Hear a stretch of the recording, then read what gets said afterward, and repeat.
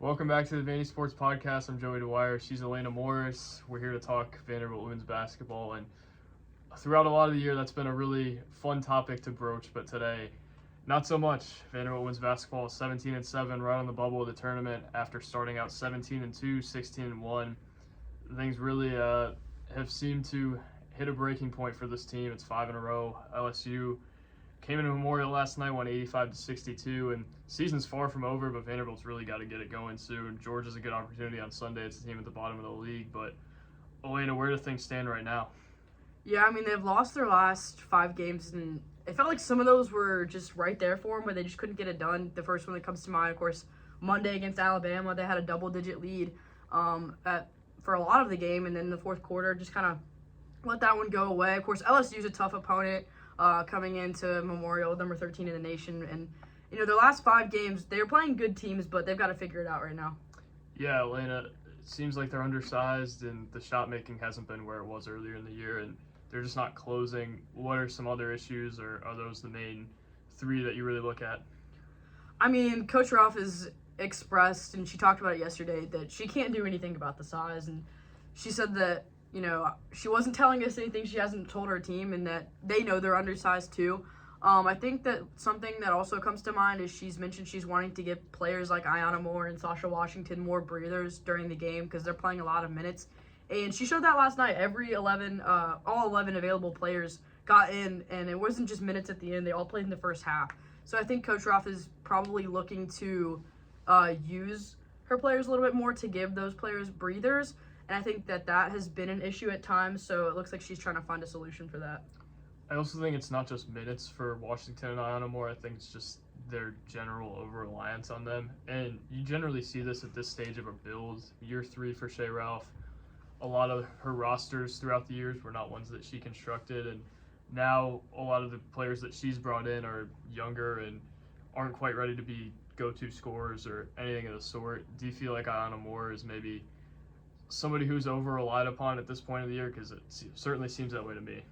Yeah, I feel like watching Ayanna recently, and she has the ability to score. There's no question about that. But it seems that at times she's trying to do a little bit too much. Sometimes she'll drive to the basket when she's got 2 defenders on her, and it's a tough shot. She's not always going to get the foul call she might want. It just seems that she's trying to do honestly too much at times. I feel like because she feels that maybe she's depended on. But I think that they need to get her better opportunities to score the ball more fluidly rather than her trying to create her own shot. Yeah, I think if you look at the stat sheet last night, you can kind of see what you're talking about. She took 15 shots and had 9 turnovers. So that is pretty telling in terms of where Ayanna Moore is at right now in terms of forcing things. And it feels like this team as a whole has kind of done that. Jordan Cambridge went 1 for 10 from 3 last night, 3 for 15 from the field. A lot of other players, Camille Pierre, 2 for 8 from the field, although she got to the line 10 times and had 10 rebounds. I think she's been a really welcome development for them and probably the bright spot throughout this 5-game stretch. We'll talk more about her, but Elena, what's the path forward here for this team? It feels like they still have a chance to pile up some wins, but with the way they're playing right now, does it currently seem like that's possible to you, or is there something that drastically has to improve if that's going to be the case?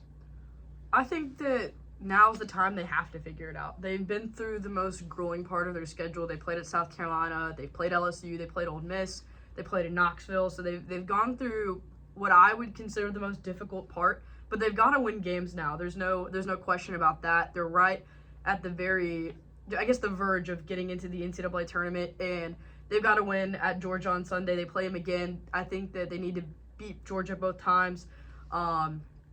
They lost to Missouri at home. I think that right now that looks like a bad loss for them, as Missouri is the second to last team in the SEC. They're going to have to go to Missouri and try to make up for that on the road, and then that leaves 3 other games: Tennessee at home, Texas A&M on the road, and Arkansas on the road. And I think you have to win one of those, although 2 would be ideal. That puts you at 8-8 or 9-7 when you head into the SEC tournament. Yeah, it's going to be a difficult path, but like you mentioned, I think the past 5 games are among their most difficult stretches of the year. You look at Tennessee on the road, that's a tough game. I'm still not sold that they beat Tennessee here once they play. I think you were of the mindset that they would beat Tennessee when they came here, but the size advantage has really proven to be an obstacle for them. You look at South Carolina, that's a game nobody's going to win really at this stage of the year. Ole Miss is a good team. Alabama, a team that's top 30 in the net, and then LSU.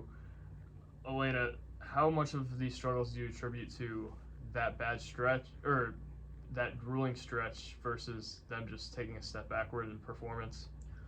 I think that part of that, it was really difficult. It's difficult to play teams like just back to back to back that are of that high of a caliber. But last night, they only made 1 3-pointer in the first half, and they attempted 18. And they shot 22% from the field in the first half. They finished the game shooting 31% from the floor.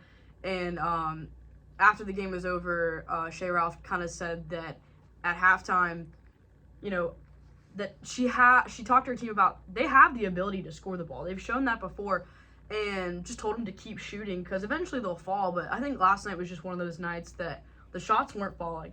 And another thing she said is that if they continue to rely on the three-point ball, they're playing with fire. And they showed that last night that it was really difficult, and you're not going to win games when you're not making shots. So they're going to have to figure out ways to score or, you know, just things, better creativity on offense. I don't want to knock the game plan or anything like that she's put together for this team, but maybe some more consistency in order to win, you know, these last 6 games or some of these 6 games down the stretch before the tournament starts.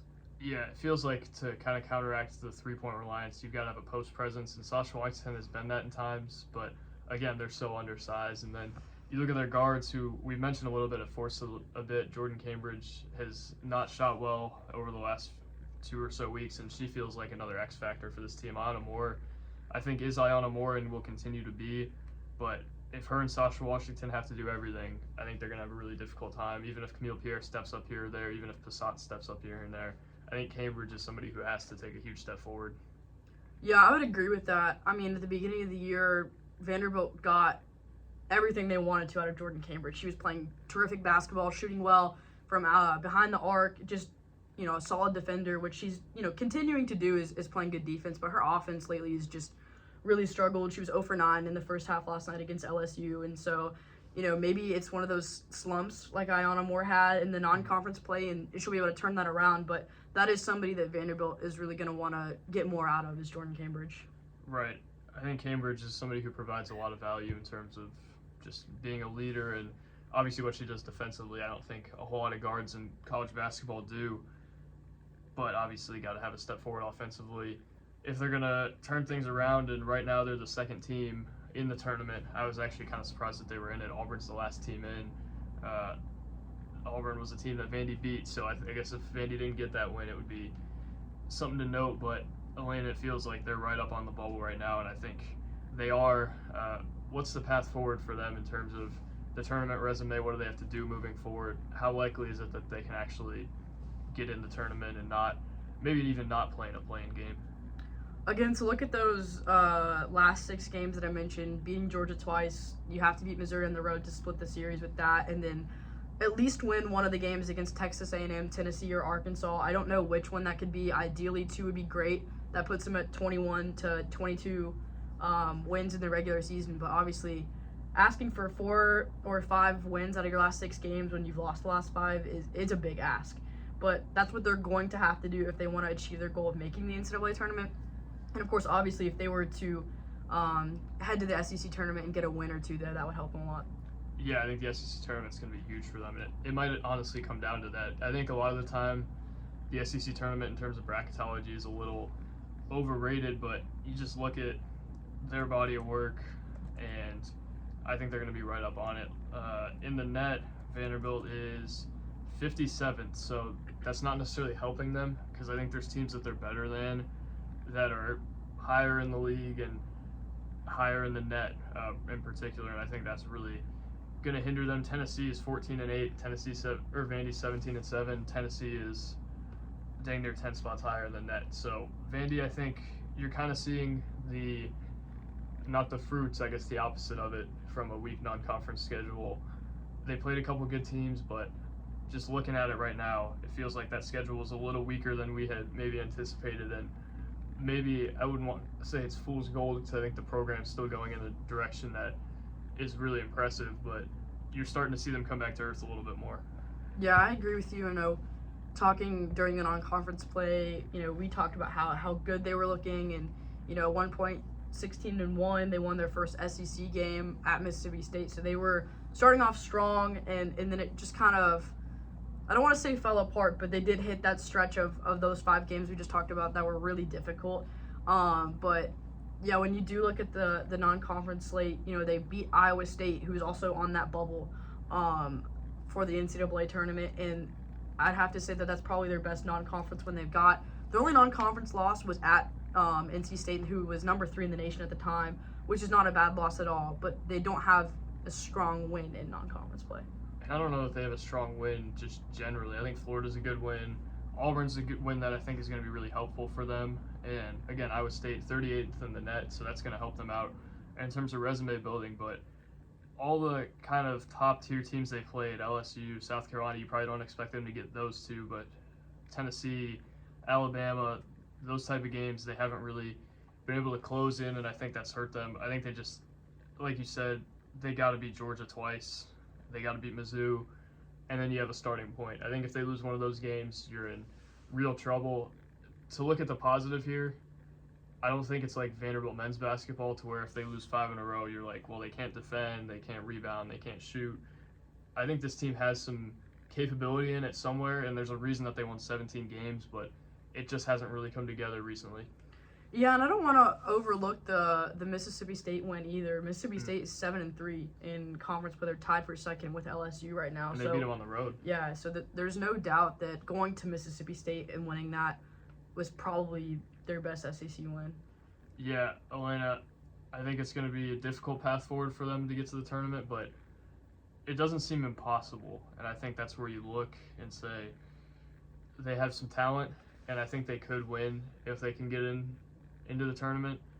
It's just going to be more difficult than you would have anticipated. And I don't know if this is a truly successful year if you don't make the tournament. You're probably going to hit 20 wins. There's 3 games against bad teams that you're playing, although Mizzou is a team that beat Vanderbilt, and we talked about that was a bad loss. But if they can hit 20 wins, I think they're right on that bubble, and I think they got a real chance to do something if they can get in, but it is concerning that they're not playing their best basketball currently. Yeah, I agree with you, and it's hard, but it is about getting hot at the right time. Part of the issue is there's 6 games left, and only 2 of them are at home. Mm-hmm. One of those being against Tennessee, which I'm sure they're happy to have that one at home. The other one being Georgia, who is a must-beat at home, and then you have Georgia on the road, Missouri on the road, and those two I think that they can win, but the other 2, Texas A&M and Arkansas, those are going to be 2 tough games to win, but not impossible. It's not that they're going to South Carolina and doing that. But looking at the South Carolina game, I feel like we're maybe overlooking it a little bit because South Carolina is so good. But I think that's one of the most complete games that they've played in the SEC, despite the fact that they lost. Yeah, I mean, they just had that little stretch in the second quarter that really screwed them. Moving forward, I think they've got a difficult path forward, but I think their ceiling is still kind of what we thought. I don't know that they're going to be a team that's getting to the 3rd weekend of the NCAA tournament, but I think they have a chance to maybe get there and win a game or 2. Elena, what do you see as kind of the ceiling for this team and perhaps the floor as well? The floor, I mean, I think that, if they not accidentally, but just don't play well or don't show up against Georgia once or Missouri, then it's going to really hurt them, and they're going to, fall short. And if they, continue to play the way they're playing, they might play on Wednesday in the SEC tournament, and that's not what you want, and you really have to try to make up for it there if you want to make the NCAA tournament, and the floor is just falling short completely of that. I mean, they're 4-6 in the league, so it's possible. Yeah, but the ceiling is winning 4 or 5 games, which if they do figure things out heading into this weekend against Georgia, that they could go into the NCAA tournament, and they could win a game or 2 depending on the matchups they get. Of course, they are undersized. It depends on what the other teams look like, but that was their goal at the beginning of the year, to make the NCAA tournament. And for a team who won 12 games all of last year, there's no doubt that they're trending in the right direction. For sure. Elena, thank you for your time. I'm sure we'll have more coverage of women's basketball moving forward, but big couple weeks coming for Shea Ralph and our program, weeks that could potentially alter how we look at them all off season. So be sure to tune into the Vandy Sports Podcast. We'll have stuff for tomorrow. Vandy plays South Carolina in men's basketball. Miles Studi's return to playing against Vanderbilt. I guess it's in South Carolina, but we'll see how that goes, and we'll see how the rest of this goes. Thank you guys for watching. God bless, and peace.